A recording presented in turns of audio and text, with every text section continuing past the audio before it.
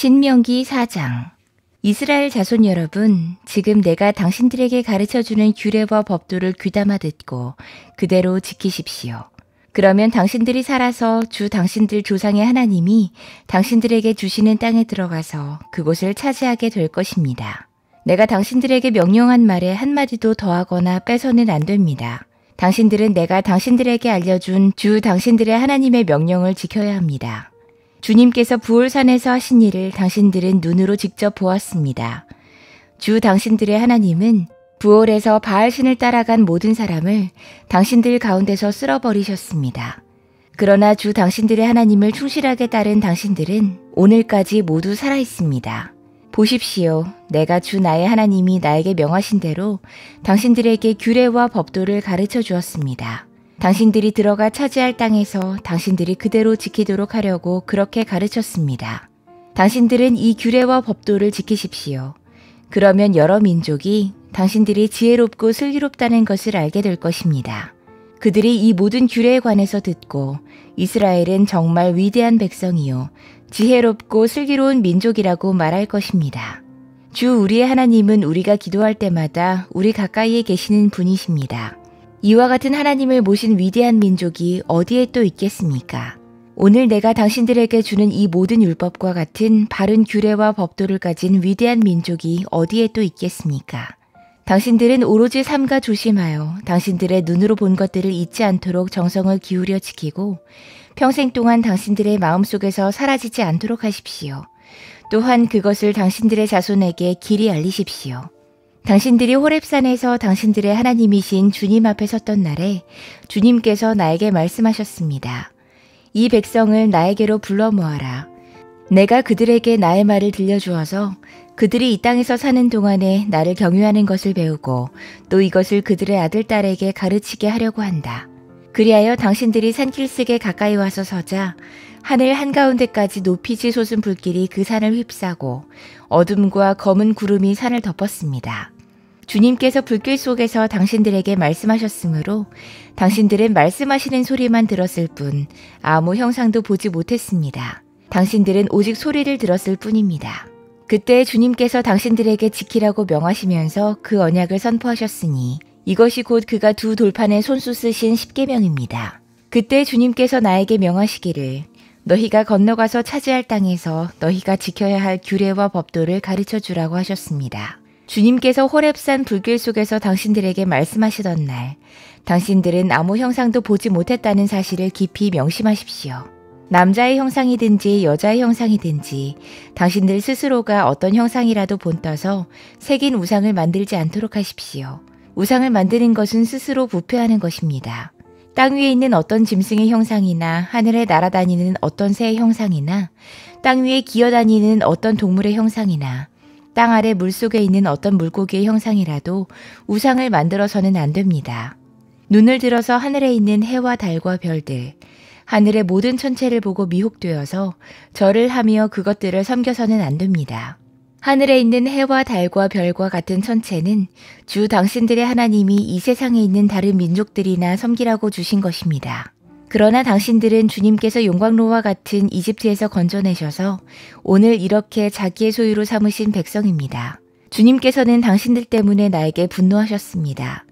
그래서 내가 요단강을 건너가지 못하게 하신 것이며 주 당신들의 하나님이 당신들에게 유산으로 주기로 하신 그 아름다운 땅에도 들어가지 못하게 하겠다고 맹세하신 것입니다. 나는 이 땅에서 죽을 것이므로 요단강을 건너가지 못하겠지만 당신들은 건너가서 그 좋은 땅을 차지할 것입니다. 당신들은 주 당신들의 하나님이 당신들과 세우신 언약을 잊지 말고 지켜야 합니다. 그리고 주 당신들의 하나님이 당신들에게 금하신 대로 어떤 형상의 우상도 만들어서는 안 됩니다. 주 당신들의 하나님은 삼키는 불이시며 질투하는 하나님이십니다. 당신들이 자식을 낳고 또 그 자식이 자식을 낳아 그 땅에서 오래 산 뒤에 어떤 형상의 우상이든 우상을 만들어 섬기거나 주 당신들의 하나님의 눈에 거슬리는 행동을 하면 오늘 내가 하늘과 땅을 증인으로 세울 것이니 당신들이 요단강을 건너가 차지하는 땅에서 반드시 곧 멸망할 것입니다. 그 땅에서 오래 살지 못하고 반드시 망할 것입니다. 주님께서는 당신들을 여러 민족 사이에 흩으실 것입니다. 주님께서 당신들을 쫓아보내실 그곳 백성 사이에서 살아남을 사람이 많지 않을 것입니다. 당신들은 거기에서 사람이 나무와 돌을 만든 신, 즉 보지도 못하고 듣지도 못하고 먹지도 못하고 냄새도 맡지 못하는 신을 섬기게 될 것입니다. 거기에서 당신들은 당신들의 하나님이신 주님을 찾을 것입니다. 당신들이 하나님을 찾되 마음과 성품을 다하여 하나님을 찾으면 만날 것입니다. 당신들이 환난을 당하고 마지막 날에 이 모든 일이 당신들에게 닥치면 그때에 가서야 비로소 당신들은 주 당신들의 하나님께로 돌아와 그에게 귀를 기울일 것입니다.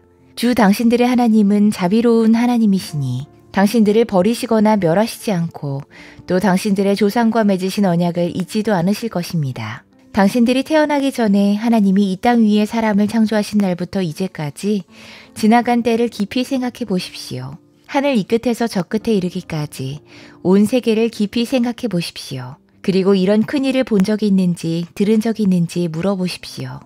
당신들처럼 불 가운데서 말씀하시는 하나님의 음성을 듣고도 살아남은 백성이 있습니까? 주 당신들의 하나님이 이집트에서 당신들이 보는 앞에서 하신 것처럼 온갖 시험과 표징과 기사와 전쟁과 강한 손과 표심팔과 큰 두려움으로 한 민족을 다른 민족의 억압에서 이끌어내시려고 애쓰신 그러한 신이 어디에 있습니까? 그러나 당신들에게 이것을 나타내셨으니 그것은 주님이 곧 하나님이시고 그분 밖에는 다른 신이 없음을 알게 하시려는 것입니다.